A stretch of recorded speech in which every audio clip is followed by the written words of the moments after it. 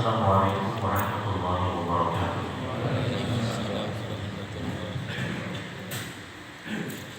Alhamdulillah nahmaduhu wa nasta'inuhu wa nastaghfiruh wa na'udzu billahi min shururi anfusina wa min sayyiati a'malina may yahdihillahu fala mudilla lahu wa may yudlil fala hadiya lahu. Asyhadu an la ilaha illallah wahdahu la syarika lahu wa asyhadu anna Muhammadan abduhu wa rasuluh. Allahumma shalli ala Muhammad wa ala ali Muhammad kama shallaita ala Ibrahim wa ala ali Ibrahim innaka Hamidum Majid. Allahumma barik ala Muhammad wa ala ali Muhammad kama barakta ala Ibrahim wa ala ali Ibrahim innaka Hamidum Majid. Ikhwani fillah, ibu-ibu, bapak, saudara-saudara jamaah salat subuh Masjid Ahmad Dahlan rahimahullah. Alhamdulillah, mari sama-sama kita bersyukur kembali kepada Allah Subhanahu wa taala di kesempatan pagi hari ini. Kita masih diberikan kesempatan untuk beribadah kepada Allah, menjalankan ibadah salat subuh berjamaah, dan tentunya kita tahu ini salah satu modal terbaik bagi seorang muslim ketika dia mengawali aktivitas kehidupan dia pada satu hari adalah menjalankan ibadah salat subuh berjamaah. Saking pentingnya salat subuh berjamaah, kita tahu sebahagian sahabat setelah selesai mengerjakan ibadah salat subuh bersama Nabi Shallallahu Alaihi Wasallam, mereka pulang ke rumah masing-masing. Di antaranya Mu'adz bin Jabal, Anas bin Malik, pulang ke rumah masing-masing untuk kembali mengerjakan ibadah salat subuh berjamaah bersama istri-istri mereka. Karena pernyataan hadis Nabi yang menyebutkan fahuwa fi dhimmatillah. Sungguh kata Nabi, siapapun dari seorang muslim yang dia mengerjakan ibadah salat subuh berjamaah, dia telah benar berada dalam jaminan Allah Subhanahu wa taala. Mohon maaf kalau seandainya seseorang itu tidak sempat mengerjakan salat subuhnya di masjid, seorang laki-laki, paling tidak dia tetap berjamaah di rumahnya. Bersama istrinya misalnya, atau mungkin bersama anak-anaknya, karena jaminan Nabi Shallallahu Alaihi Wasallam yang begitu besar, dia berada dalam jaminan Allah, kata Nabi, itu terlalu sayang untuk kita lewatkan. Kalau seandainya, mohon maaf, kita mungkin tidak sempat mengerjakan sholatnya di masjid, maka paling tidak tetap berjamaah walaupun mungkin di rumah kita, ya, bersama istri misalnya, atau mungkin bersama anak misalnya. Karena untuk mendapatkan keutamaan fahuwa fi dhimmatillah, dia telah berada dalam jaminan Allah Subhanahu wa taala. Baik Bapak Ibu yang dirahmati Allah, pagi hari ini kita akan kembali mengenal kaidah-kaidah hukum berkaitan dengan kapan sebenarnya kita ini diperintahkan untuk sujud sahwi. Kapan sebenarnya kita diperintahkan untuk sujud sahwi? Sujud sahwi ini adalah satu perintah Nabi Shallallahu Alaihi Wasallam, yaitu diwajibkan oleh Nabi Shallallahu Alaihi Wasallam ketika pertama dia berada pada kesalahan di dalam sholat. Yang kesalahannya itu berkaitan dengan rukun sholat, berkaitan dengan kewajiban sholat, atau berkaitan dengan kesalahan pada rakaat di dalam sholat. Jadi tiga hal ini yang menjadikan orang tersebut wajib untuk sujud sahwi. Kalau kesalahannya berkaitan dengan rukun sholat ataupun kewajiban sholat, atau berkaitan dengan kesalahan pada rakaat di dalam sholat, di luar dari tiga hal ini, maka tidak ada perintah untuk sujud sahwi. Di luar dari tiga perkara ini, tidak ada syariat dan tidak ada perintah untuk mengerjakan sujud sahwi. Dan sujud sahwi itu terjadi tidak hanya pada sholat wajib kita, tidak hanya pada sholat yang 5 waktu. Kalau kesalahan tersebut pun terjadi pada sholat sunnah, maka tetap ada perintah sujud sahwi. Seperti misalnya kesalahan pada sholat tahajud misalnya. kesalahan pada sholat tahajud, maka sujud sahwi tetap berlaku. Kesalahan pada sholat sunnah misalnya, apapun itu, maka sujud sahwi tetap berlaku.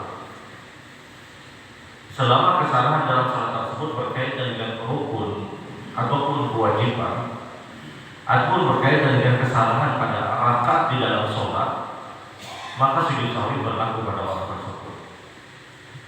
Jadi sujud sahwi tidak berlaku kalau berkaitan dengan kesalahan pada sunnah-sunnah di dalam sholat, tidak berlaku. Contoh, kita tahu setelah kita membaca kalimat surat, setelah kita membaca surat Al-Fatihah, kita disunahkan untuk apa? Untuk mengucapkan kalimat amin. Setelah kita membaca surat Al-Fatihah, kita disunahkan untuk membaca kalimat amin.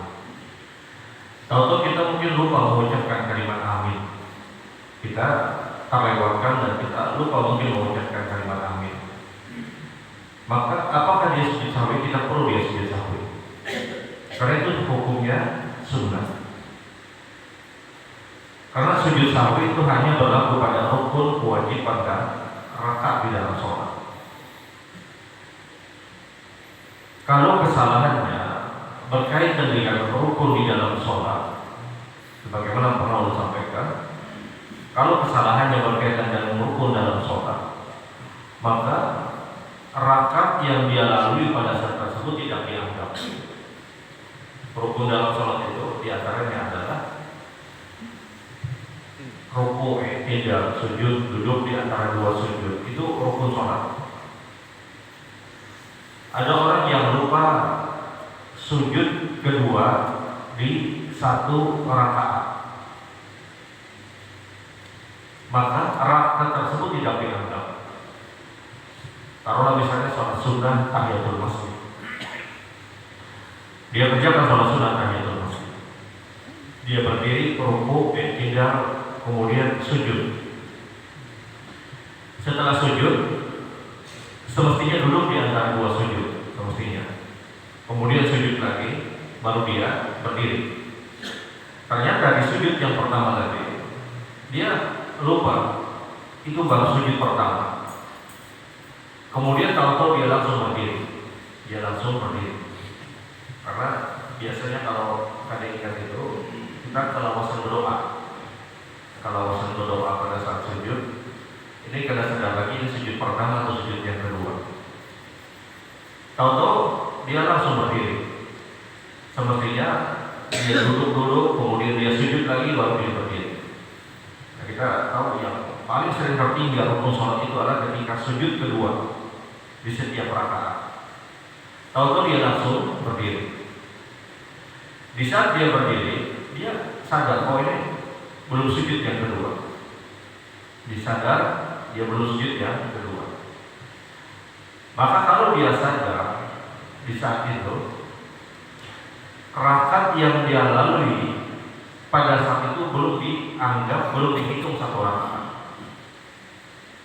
Artinya dia berdiri, kemudian dia biasa baca surat Al-Fatihah, dia biasa baca surat lagi, kemudian dia ruku, dia i'tidal, dia sujud, duduk di antara dua sujud, kemudian sujud lagi, kemudian dia berdiri lagi.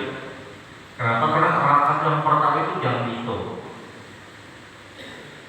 Kenapa tidak dihitung? Karena dia meninggalkan salah satu rukun dari rukun-rukun sholat dengan tidak sengaja. Kemudian dia masuk rakaat yang berikutnya, masuk rakaat yang ketiga, hitungannya yang semestinya itu baru di rakaat yang kedua. Sebelum salam baru dia kerjakan sujud sahwi. Jadi kalau kesalahannya berkaitan dengan rukun dari rukun-rukun sholat, maka sujud sahwi itu harus dia lakukan, hukumnya wajib, dan rakaat yang dia lalui pada saat tersebut tidak dihitung. Ya, seperti tadi dia lupa sujud, maka rakaat tersebut jangan dihitung satu rakaat.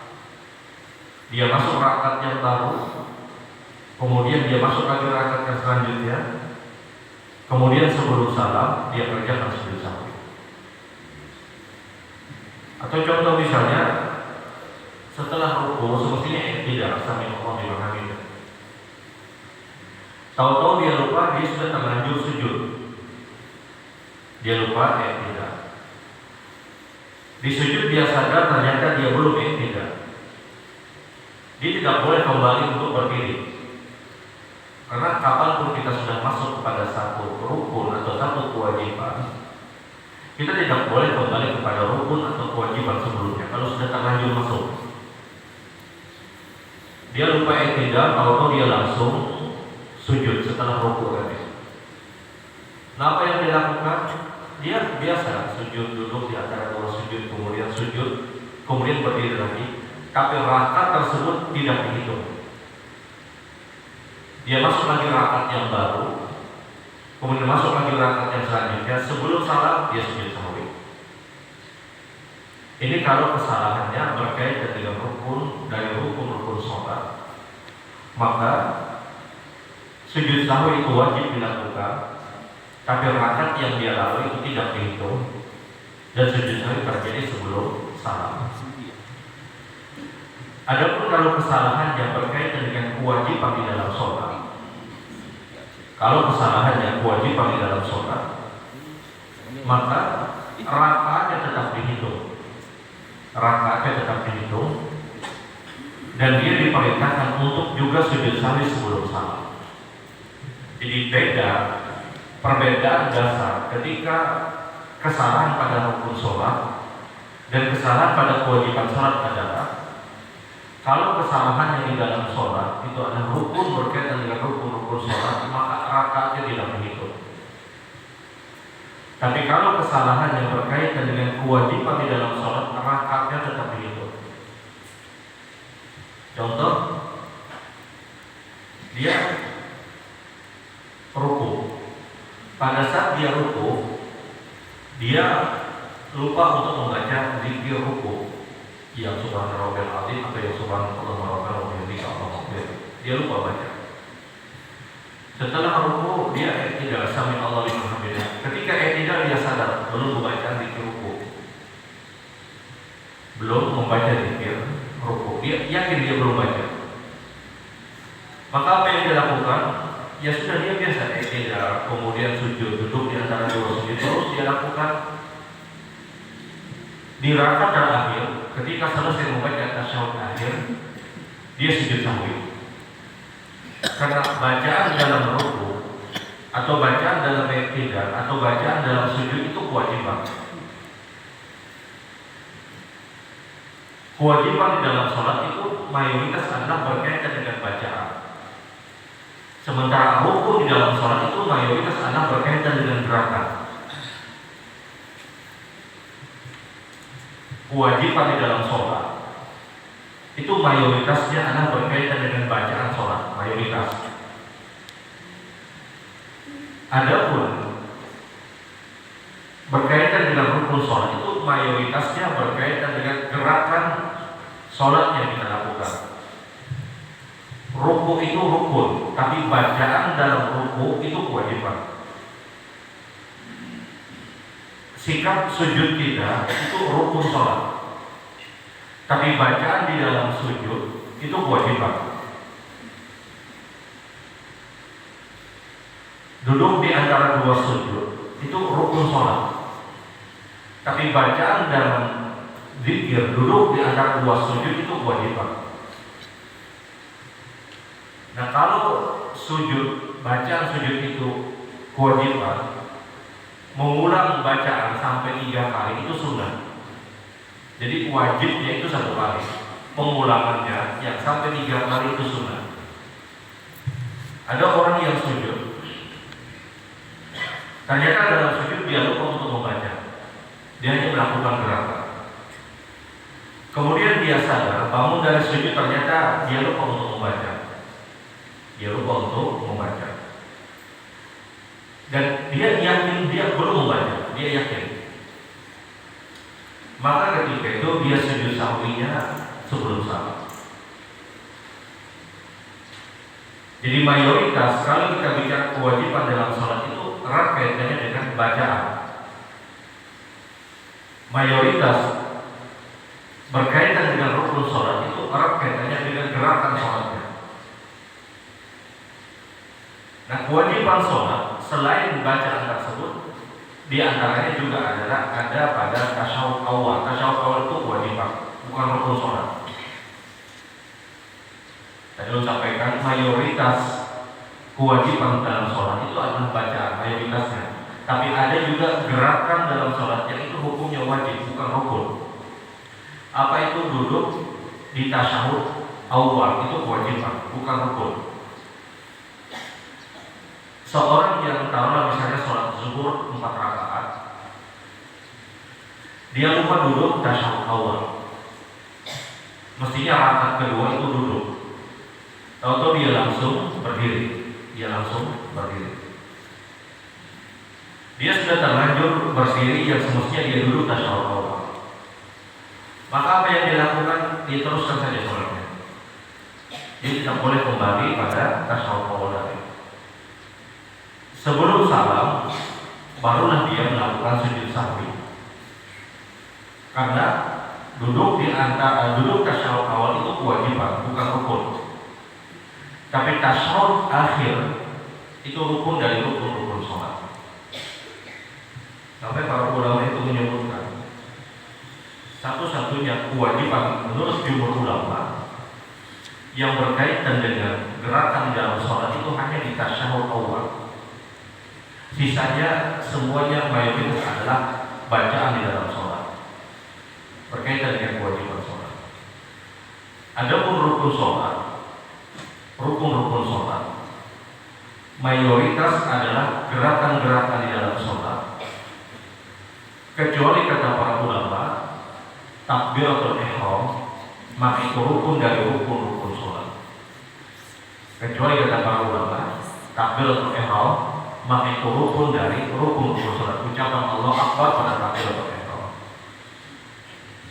Nah, jadi kaidahnya adalah kalau berkaitan dengan kesalahan rukun sholat, gerakan tadi, maka itu rakaat tidak dihitung.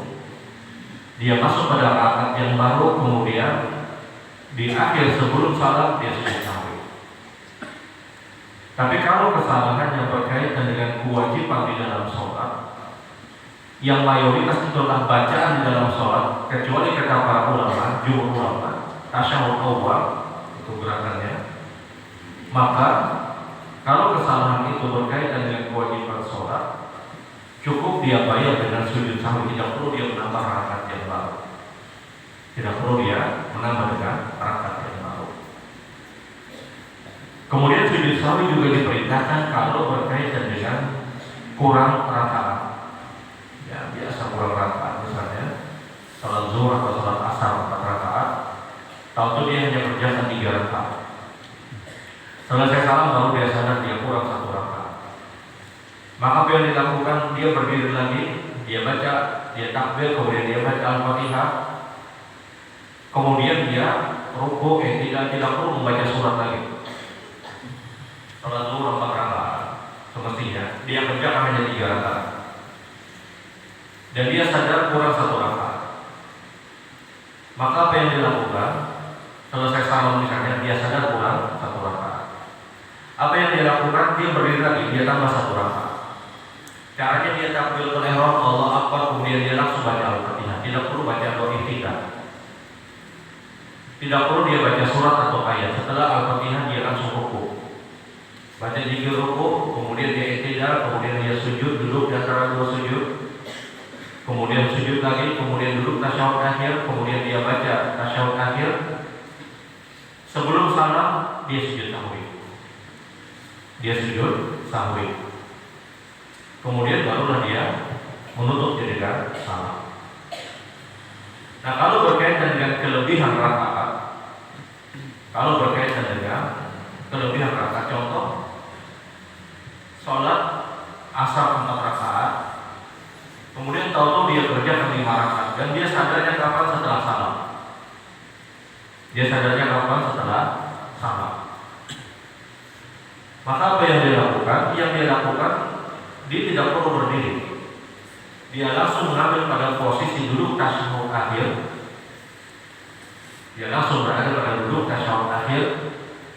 Kemudian Apa yang dia lakukan?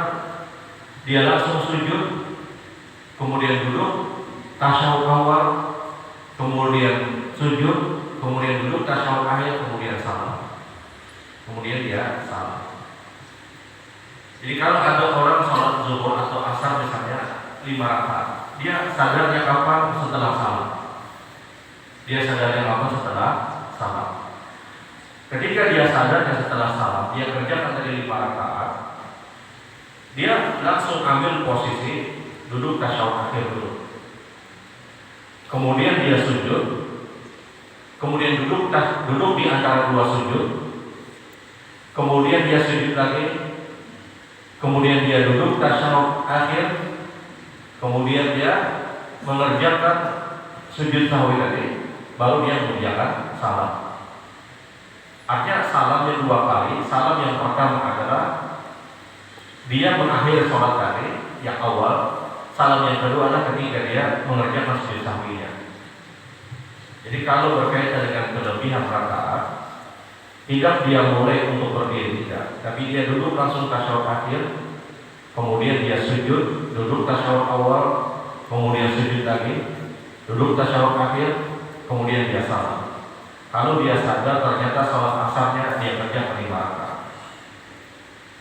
Dan kelebihan rakaat ini, berkaitan dengan kelebihan rakaat ini, yang dia kerjakan sujud sahwi tadi, dia tidak membaca apapun, dia hanya melakukan gerakan-gerakannya saja. Dia hanya melakukan gerakan-gerakan senabat karena dia sudah terhitung kelebihan rakaat. Tapi kalau berkaitan dengan kurang rakaat tadi, mau tidak mau dia baca apa, dia kurang rakaatnya. Makanya dia dimulai dari berdiri. Dia baca Al-Fatihah. Kalau berkaitan dengan kurang 1 rakaat tadi, kemudian selesai apa dia ruku, dia baca zikir ruku, dan selanjutnya dia benar-benar sempurnakan 1 rakaat. Kemudian sebelum salam dia sujud sahwi. Ini semua kalau sadarnya setelah sholat. Tapi kalau sadarnya ada di dalam sholat, maka prakteknya secara umum itu sama. Bahwasanya kalau kurang rakaat, ya sudah. Dia diingatkan misalnya sudah tasyahud akhir, sholat zuhur 4 rakaat, atau dia sudah duduk di rakaat yang ketiga. Tasyahud akhirnya dia lakukan di rakaat yang ketiga. Sebelum salam ada orang yang mengingatkan kepada dia, atau dia sadar sebelum salam dia baru rakaat yang ketiga. Maka apa yang dilakukan? Dia langsung berdiri. Dia biasa tambah 1 rakaat secara umum, mengerjakan 1 rakaat. Kemudian sebelum salam dia sujud sahwi. Nah, kalau kesadarannya sekali lagi sadar yang di dalam sholat tersebut berkaitan dengan kelebihan rakaat, tapi ini jarang. Karena orang lebih rakaat itu biasanya ya sadarnya setelah sholat biasanya. Tapi kalau seandainya dia yakin dia kelebihan rakaat, dia sudah 5 rakaat, maka apa yang dilakukan? Yang dilakukan adalah setelah salam dia sujud sahwi. Nah, yang paling sering yang kita dapatkan adalah berkaitan dengan kurang rakaat. Karena kalau kelebihan rakaat itu rata-rata didapatkan setelah selesai sholat baru sadar. Tapi kalau kurang rakaat itu bisa sadarnya sebelum salam, bisa sadarnya setelah salam. Nah, kalau setelah salam dia tambah lagi 1 rakaat, kemudian sebelum salam dia sujud sahwi. Kalau sadarnya di dalam sholat, kalau tidak sadar di dalam sholat, dia tinggal langsung berdiri saja. Kemudian sama sujud sahwinya pun dilakukan sebelum salam. Dan ingat sujud sahwi itu 2 kali. Praktek sujud sahwi itu 2 kali, yaitu sujud, duduk, sujud, kemudian dia salam. Jadi sujud sahwi itu 2 kali, bukan 1 kali. Karena ada sebagian orang mungkin sujud sahwi cuma 1 kali. Dia sujud, kemudian dia duduk, kemudian langsung salam.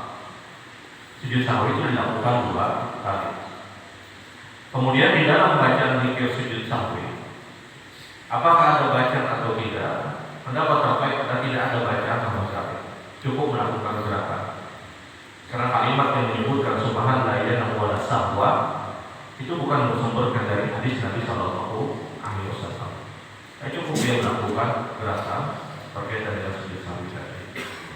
Nah, Bapak Ibu yang dirahmati Allah, ini beberapa kaidah yang berkaitan dengan sujud sahwi. Poinnya ada sujud sahwi itu terjadi kalau berkaitan hanya kesamaan pada rukun sholat, kewajiban sholat, kurang rakaat, ataupun kelebihan rakaat. Adapun berkaitan dengan sunnah-sunnah di dalam sholat tidak ada sujud sahwi. Seperti dia lupa baca dua Iftitah misalnya, seperti dia lupa baca surat atau ayat misalnya, seperti misalnya dia lupa baca di ruku yang biasanya dia 3 kali cuma 1 kali misalnya, tidak perlu untuk sujud sahwi. Seperti misalnya dia lupa membaca kalimat amin berjamaah misalnya, tidak perlu dia membacakan sujud sahwi. Dan sujud sahwi terjadi baik pada sholat wajib ataupun pada sholat sunnah. Subhanallah wa bihamdihi asyhadu an la ilaha illa anta astaghfiruka wa atubu ilaik. Assalamualaikum warahmatullahi wabarakatuh.